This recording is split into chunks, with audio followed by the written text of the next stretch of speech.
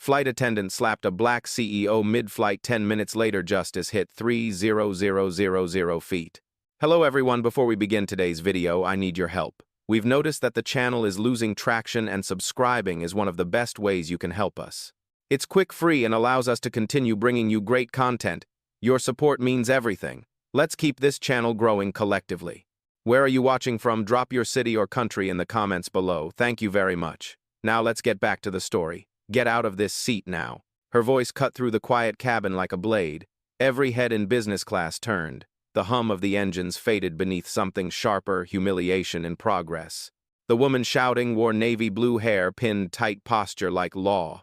The woman she shouted at wore a gray hoodie, jeans, and calm. Dr. Amara Lewis didn't flinch.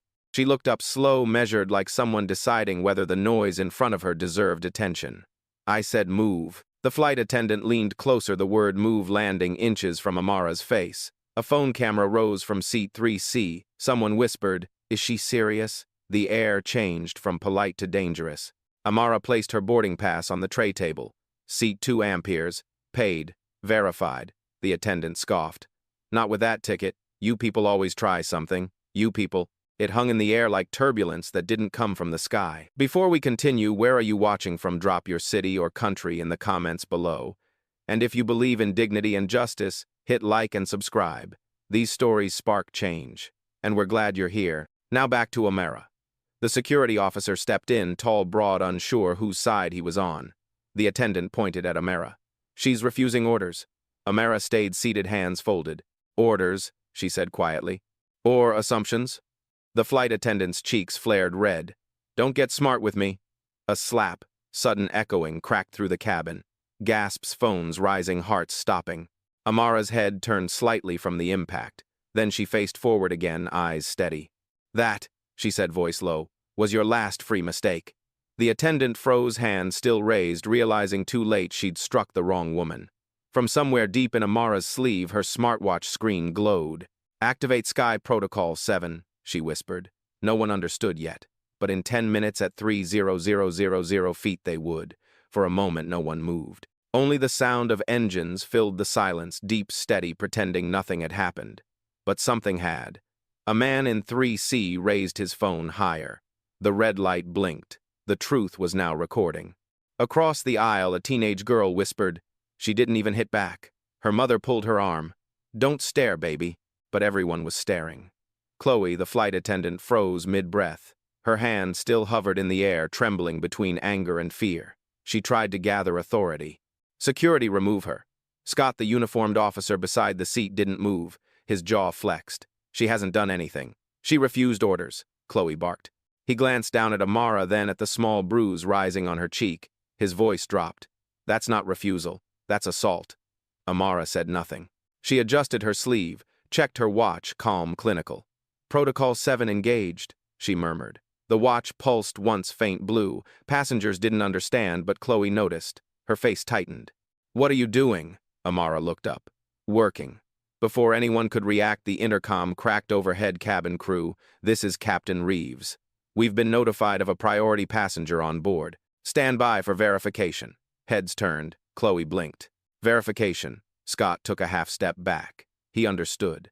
Lena Torres, the young trainee standing by the galley, finally spoke. Her voice shook, but it carried. "She's right. Her boarding pass scanned first class. I saw it." Chloe spun toward her. "You saw wrong." "No," Lena said louder now. "You treated her wrong." Phones lifted higher. Someone whispered, "She's the one who's real." Amara lifted her gaze to Chloe. "I'm not here to argue," she said softly. "I'm here to observe." "And what did you observe?" Chloe snapped. Amara's reply was almost a whisper. "Bias. At cruising altitude." The cabin shifted, quiet, but alive. Passengers leaned forward, sensing the balance of power tilt like the wings outside. Scott pressed his radio. "Captain, I suggest you come forward." The announcement tone chimed again. "Ladies and gentlemen, please remain seated. We are reviewing a crew-related incident." Chloe's authority evaporated in real time. She tried one last command. "Put your phone away." A man replied calmly. "Maybe you should put your ego away first." Soft laughter rippled through the rows. Amara's eyes met Lena's, silent gratitude, shared understanding. Above them, the sky stretched endless and thin. and inside the jet, Justice had just taken off. The cockpit door clicked open.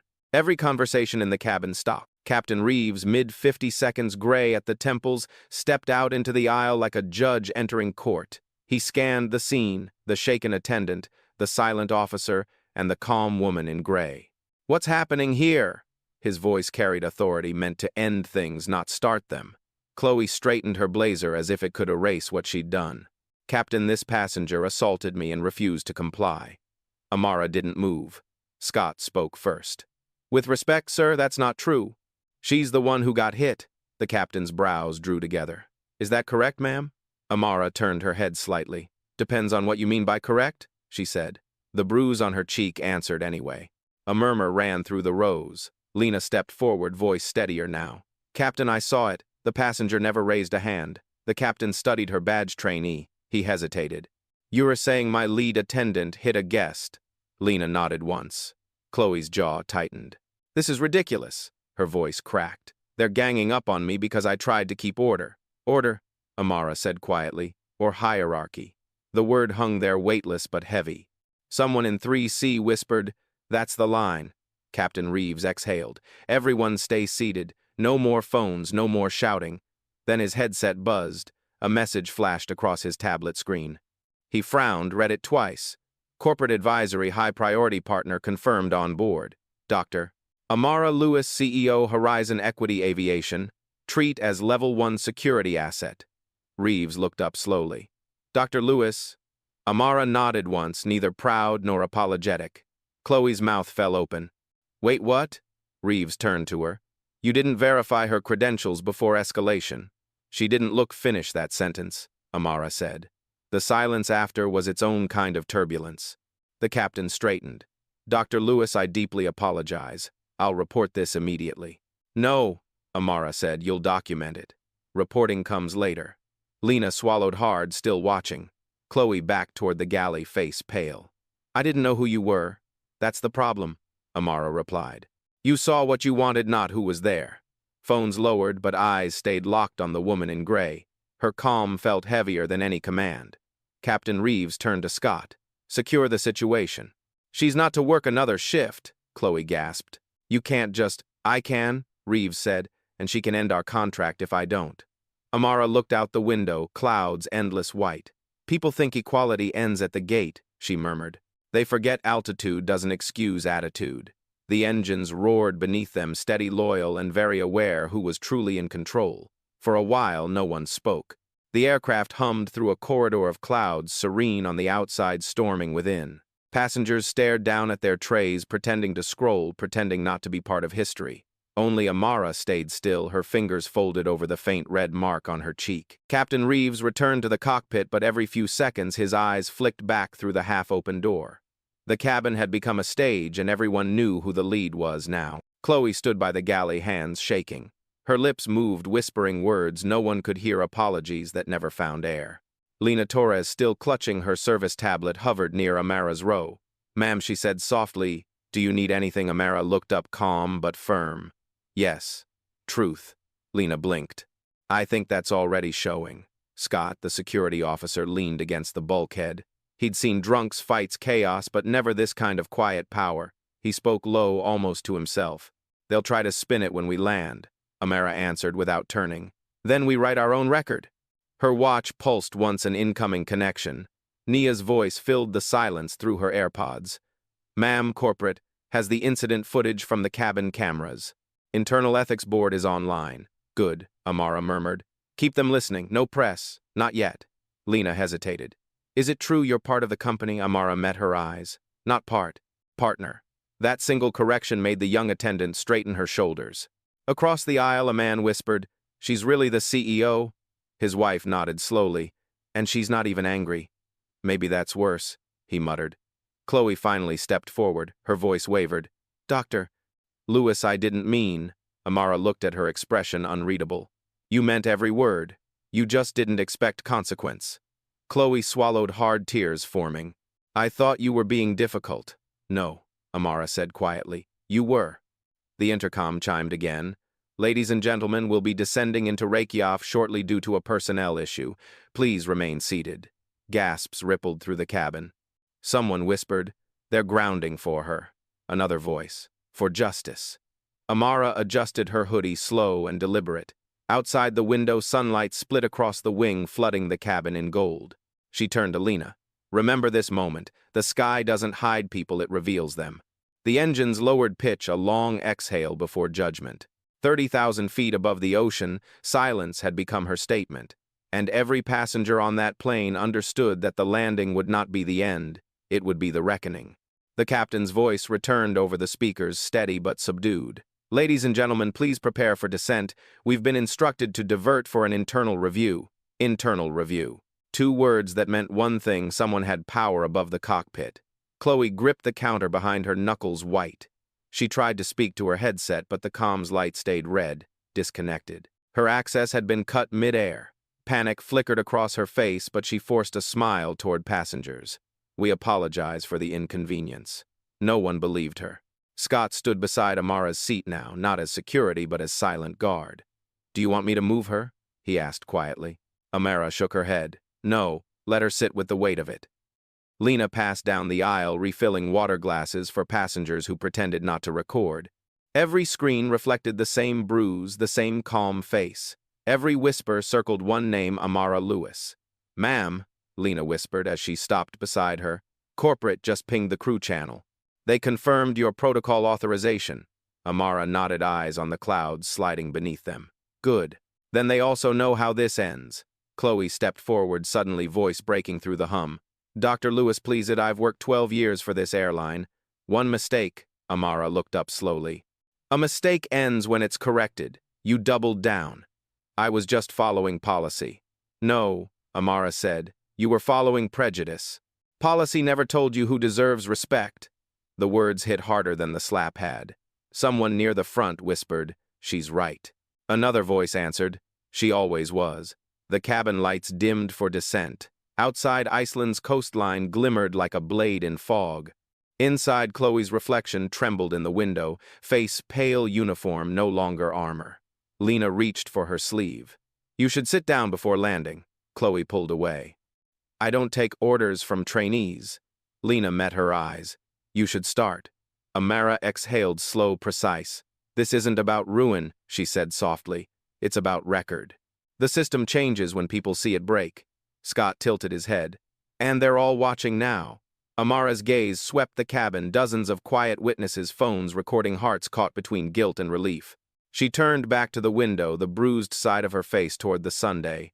"The sky," she whispered, "has a memory too." The plane tilted gently, downward gravity pulling them toward consequence. At 30,000 feet, arrogance had altitude. But now justice was coming in for landing. The wheels hit the tarmac with a heavy thud. A ripple of gasps filled the cabin as the plane slowed, metal screeching against runway. Through the windows, Reykjavik stretched gray and silent beneath a low Arctic sun, a neutral ground for what was about to unfold. Captain Reeves' voice came through the speakers, careful, almost reverent. "Ladies and gentlemen, please remain seated. Local authorities and airline officials will board momentarily for an internal assessment." His tone said it all. This wasn't turbulence anymore. It was accountability. Chloe tried to reach for her phone, but Scott stopped her. "Ma'am, you're required to stay in position until the crew review." Her words tumbled out fast. "I didn't mean to." She kept provoking. "Enough," Scott said quietly. Everyone saw. Amara remained still. Her seatbelt clicked open, slow, deliberate. The bruise on her cheek had darkened, but her expression hadn't changed, composed, surgical, inevitable. Lena approached, voice trembling. "Dr. Lewis, the company's live. They're streaming the footage to HQ. They said you're authorized to conduct immediate personnel action." Amara nodded once. "Then let's make this simple." A trio of airline executives boarded, dark suits, tension thick as jet fuel.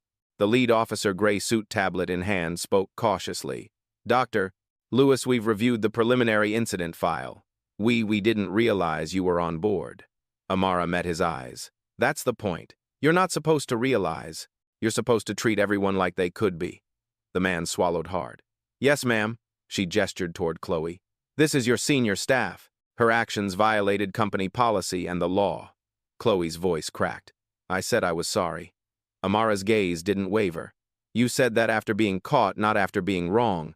Phones were still raised, discreet but unstoppable. Every whisper felt like a gavel strike. Lena, standing beside her, lifted her chin slightly, finding courage in Amara's stillness. Amara noticed.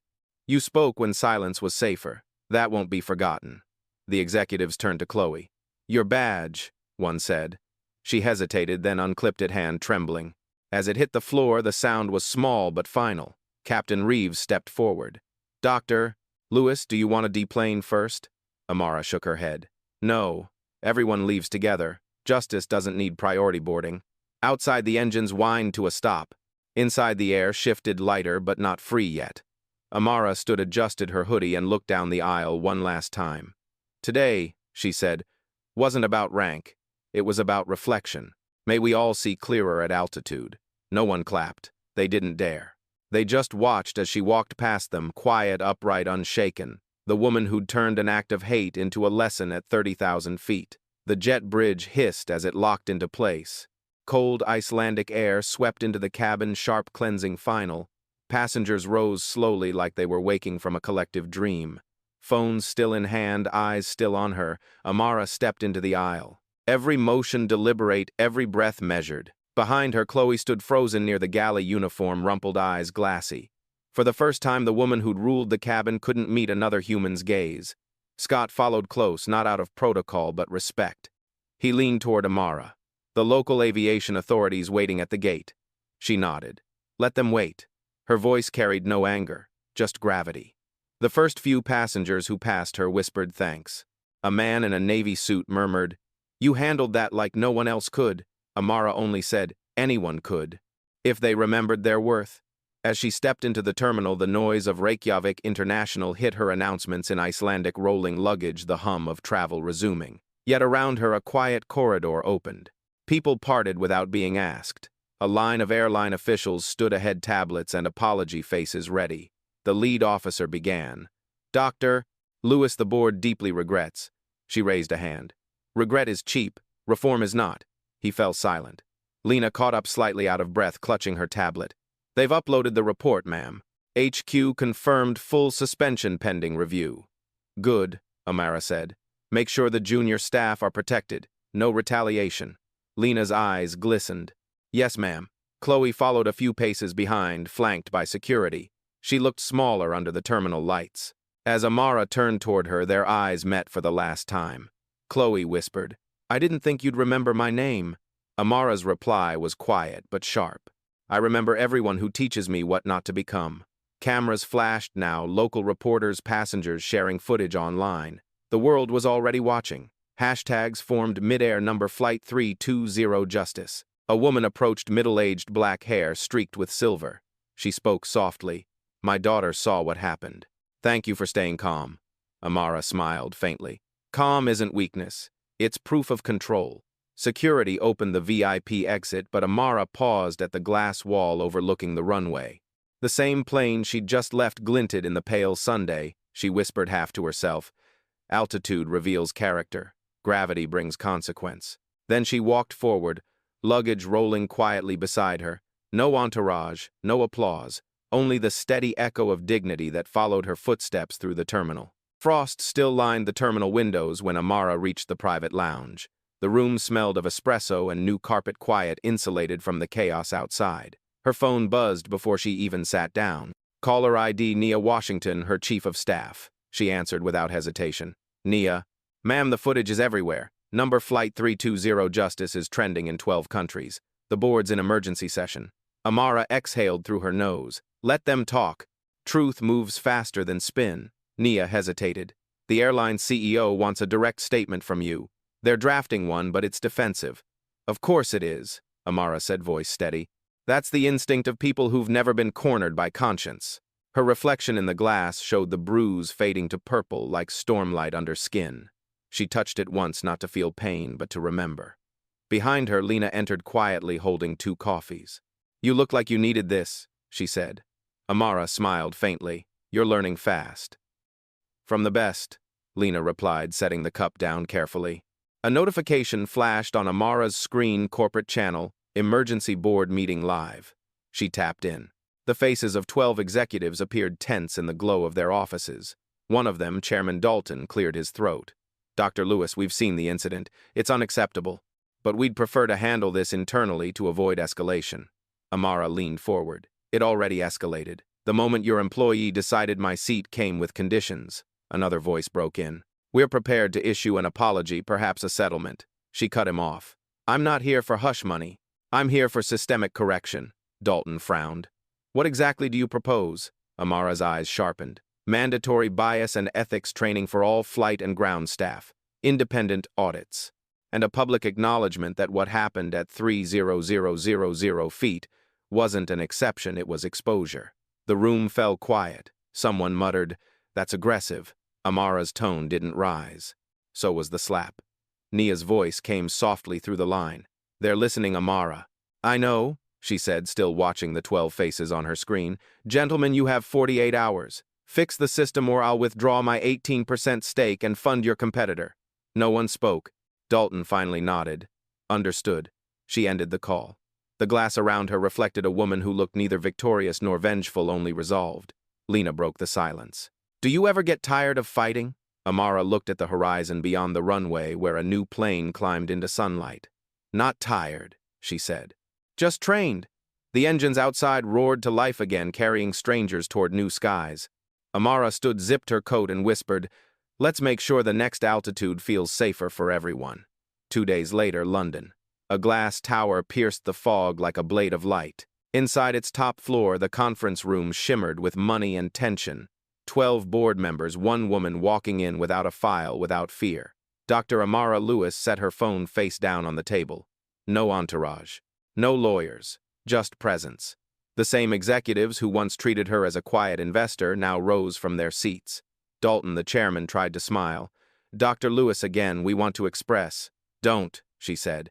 The word landed softer than thunder, but louder than any apology. I'm not here for sorrow. I'm here for structure. On the wall behind her, a frozen still frame from Flight 320 glowed on the screen. Chloe's hand mid-swing Amara's cheek, turning under fluorescent light. Silence swallowed the room. Every camera angle, every voice memo, every policy gap, she said, pacing slowly. It's all been archived under the new file name, Altitude Report. She looked up. It won't disappear behind NDAs. A younger director spoke hesitantly. This could cost the company millions. Amara stopped. Then it's worth every cent. Because prejudice already costs us more, it costs trust. Nia's voice echoed from the phone speaker remote dialed in. The legal team confirms Dr. Lewis's proposal meets compliance. Implementation can begin immediately. Amara nodded once. Then do it. Transparency is the new luxury. Dalton shifted uncomfortably. And the employee involved, Chloe Hartman, Amara replied. She'll receive due process, fair, documented, and public. The goal isn't ruin, it's reform. Around the table, glances exchanged like currency. The men who once saw her as an investor now saw something else, a mirror reflecting their own cowardice. She placed a slim folder on the glass. Inside, the new charter she'd written overnight. The Horizon Equity Accountability Mandate. Clause 1, zero tolerance for bias in service and leadership. Clause 2, independent oversight by a diverse board. Clause 3, mandatory ethics training for every employee pilot to porter. Dalton lifted his pen. You want this ratified today? Amara's eyes didn't blink. You don't have the luxury of tomorrow. For a beat, no one breathed. Then the pens moved, signatures hitting paper like small confessions. When it was done, she picked up her phone, pocketed it, and turned toward the window. Below London shimmered clouds drifting like restless ghosts. You build systems like you build planes, she said quietly. If one part fails, people fall. Dalton stood almost reverent. Dr. Lewis, you've changed everything. She glanced back, calm, certain. No, I reminded you it could change. Outside, a plane took off, slicing through the fog. Its tail gleamed silver, the same airline now under new rules. Justice airborne again. By morning, the story had circled the globe. News anchors repeated her name with awe. Dr. Amara Lewis, the woman who turned a mid-flight slap into a corporate overhaul. Clips played side by side, the strike, the stillness, the calm that followed. But what the world couldn't see was how deliberate every silence had been. Amara sat in her London apartment, floor-to-ceiling windows opening to a sky that looked endless again. Nia stood near the coffee table, scrolling through headlines. BBC, CNN, Al Jazeera, all of them. You're trending above the World Economic Forum, Amara smirked. And yet I haven't said a word publicly. Exactly, Naya replied. That's what's making them listen. Her phone buzzed Chloe Hartman. For a long moment, Amara didn't move. Then she answered, Dr. Lewis's. Chloe's voice cracked through static, softer, now smaller. I wanted to apologize directly. I lost everything. I don't expect forgiveness, Amara closed her eyes. I don't owe you absolution. But I do believe people can rebuild. Chloe sniffed. You're not angry. Anger's easy, Amara said. Accountability isn't. After the call ended, Nia spoke quietly. You could have let her drown. No one would have blamed you. Amara looked at her reflection in the glass. The fading bruise, the steady gaze. I didn't fight to trade injustice for vengeance. I fought to prove control. Across the city, billboards displayed a still image of her walking down the terminal, hood up, eyes forward, captioned simply, Power is how you carry silence. The campaign wasn't hers. It was spontaneous, born from millions who saw themselves in that cabin. Lena messaged her from Iceland. They promoted me to senior attendant. They said you insisted on it. Amara smiled. You earned it. Now teach others to see before they judge. Outside, planes climbed into gray skies one after another, each contrail like a white line of promise drawn across the blue. For the first time since that flight, Amara felt something unfamiliar. Not victory, but release. Nia handed her a folder. Press wants a statement. Just one line. Amara thought for a long second, then wrote with a steady hand. Respect should never require recognition. The words went viral before the ink dried. Screens around the world filled with the quote, superimposed over an airplane window and a calm woman's reflection. That evening, as sunset bled gold across the Thames, Amara whispered, They thought I rose above the clouds. But the truth is, I just never fell. And somewhere at 30,000 feet, another flight attendant poured coffee for a passenger in a gray hoodie, and this time she smiled first. 6 months later, the world had moved on, or thought it had. But somewhere between takeoffs and landings, quiet revolutions had begun. At JFK, a trainee recited the New Horizon oath before her first flight. I will serve without prejudice. I will see before I assume. The supervisor nodded. That's because of her, he said, pointing to a framed photo near the crew lounge. Amara Lewis calm mid-stride under the headline, The Flight That Changed Aviation Ethics. Across continents, policies shifted. Bias audits became standard. Staff training programs bore her name, the Lewis Initiative. Airlines that once rolled their eyes at reform now quoted her speech in boardrooms. But Amara hadn't chased the spotlight. She was back in motion, always between cities, always at altitude. On a quiet morning over the Atlantic, she sat alone in seat 2 amperes again. Different airline, same sky. A young flight attendant approached, nervous smile trembling behind professional grace. Dr. Lewis, she whispered. You or you?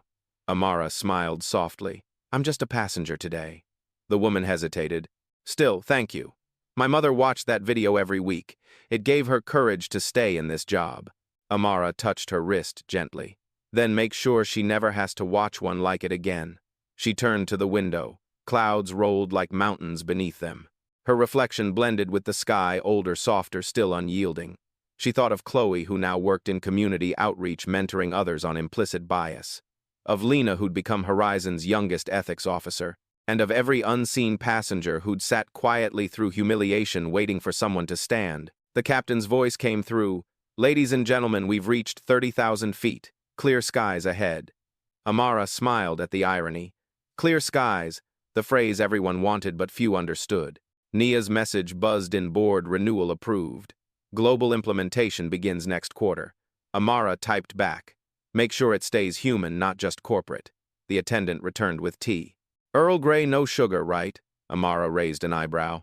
You read my file? The woman shook her head. No, ma'am, I just paid attention. Outside, the light broke through a bank of clouds, scattering gold across the wing. Amara whispered, That's what justice looks like. Not loud, just consistent. The engines hummed steady, the sky endless. Somewhere far below, the world kept moving, but slower now, more careful.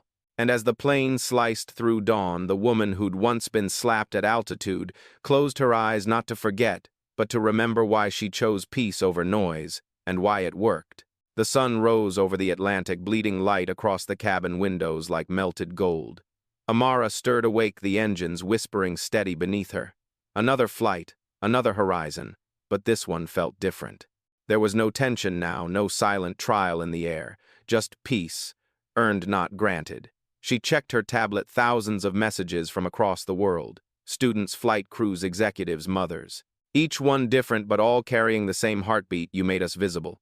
Nia's message blinked at the top: "Press wants a documentary. They're calling it Altitude, the Amara Lewis story." Amara smiled faintly and typed back, "Tell them I'm not the story. The change is." The seatbelt light flickered off. The young attendant returned, the one who'd recognized her hours earlier. "Would you like breakfast, Dr. Lewis?" Amara shook her head. "Just water." The attendant hesitated, then asked, "Do you ever fly without thinking of that day?" Amara looked out the window, watching clouds carve slow rivers across the sky. "No," she said softly, "but I don't think of the slap. I think of what came after." Below them, the curve of the earth gleamed faint blue. For a moment, everything, engines, air, gravity, seemed to pause around her. That was the strange thing about altitude. It revealed how small cruelty really was and how wide dignity could reach. Her phone buzzed again, a video notification. Lena, now in a Horizon uniform trimmed with gold, addressing a new class of recruits. "Power isn't in speaking louder," Lena said on screen. "It's in staying calm when the world tests you. Justice doesn't shout. It arrives exactly when you stop needing to prove it." Applause erupted in the recording. Amara closed the video smiling. Scott, now head of flight security, appeared in a photo beneath a training session titled Human First Response. Even Chloe's name surfaced on an event poster, From Mistake to Mentor, a conversation with former flight attendant Chloe Hartman. Amara didn't delete it. She just whispered, "Good." The intercom crackled. "Ladies and gentlemen, we're beginning our final descent into Cape Town. Estimated landing in 20 minutes. Cape Town, the city where her parents had once been denied boarding in 1987 for not fitting the dress code. Life had a way of looping its own redemption arcs. She glanced out the window again. The coastline shimmered like memory, and the clouds parted like curtains before truth.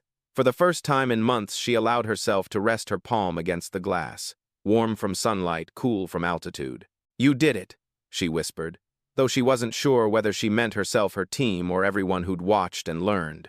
As the plane began its slow descent, she gathered her coat, slipped on her sunglasses, and turned to the attendant. "Remember something," she said gently. "Titles fade. Temperament lasts." The woman nodded, eyes shining. "Yes, ma'am." When the wheels kissed the runway, the applause came. Quiet, reverent, spontaneous. No viral cameras this time, no chaos. Just gratitude hanging in recycled air. Amara stood steady as gravity reclaimed her. At the cabin door, she paused, looked back once more at the passengers, and spoke in that calm, commanding tone that had changed industries. Justice doesn't always land loudly. Sometimes it just lands. And then she stepped into the morning light, the same woman who once faced humiliation midair. Now the reason the world could breathe a little easier at 30,000 feet. Fade out.